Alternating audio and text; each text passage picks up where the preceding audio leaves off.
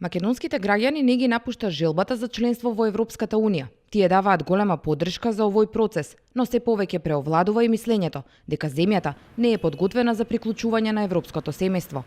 Ова го покажуваат резултатите од последното истражување на јавното мислење и компаративната анализа, спроведени од Институтот за демократија Societas Civilis и германската фондација Конрад Аденауер.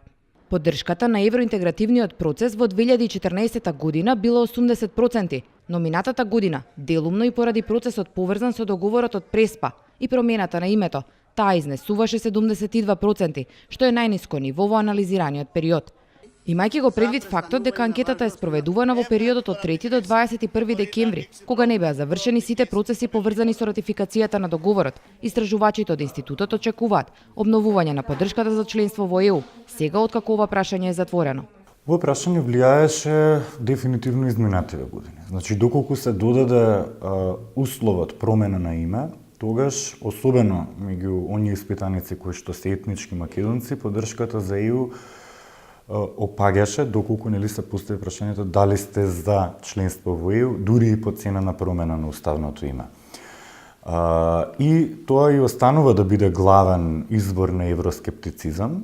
Меѓутоа, оваа година забележуваме интересни поместувања, каде што процентот на луѓе кои што би гласале против членство во Европска Унија, доколку тоа би подразбирало промена на уставното име, е намален. Тој се намалува, дури се намалува и кај етничките македонци. Така што со оглед на фактот што оваа година веќе се разреши ова прашање, се затвори, ние во иднина очекуваме да поддршката на Европската Унија биде и поголема. Интересна е перцепцијата на граѓаните кои во најголем процент, дури 25%, очекуваат дека земјава ќе стане членка на Европската Унија за 5 години. Иако трендот опаѓа, дури 17% од испитаниците пак мислат дека земјава никогаш нема да стане дел од ЕУ. Тоа само кажува на недоволната информираност на граѓаните за целокупниот процес на приклучување.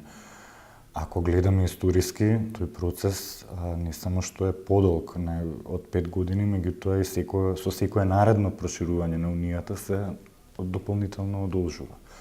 Така што тука исто така ќе биде обврска и на нашата држава, меѓутоа еве поттик и на самата Унија при креирањето на стратешките планови за Западен Балкан, односно за идните потенцијални држави членки, да обрне малку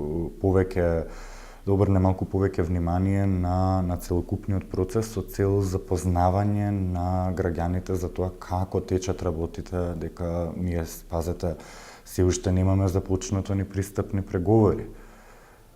Преговорите знаат да траат долго. Се уште немаме дефинирано точно по колку поглавја ќе преговараме.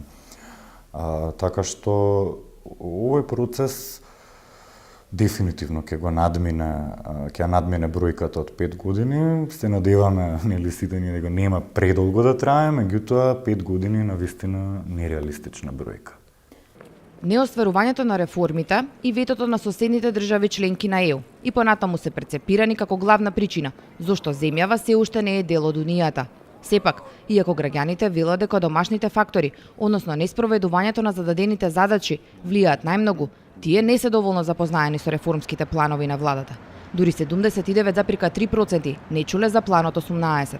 Факт е дека владата очигледно не комуницирала баш најдобро со своите конституенти, со гласачкото тело, на што укажуваат и бројките дека многу мал број на граѓани слушнале за реформскиот план 18, конкретно.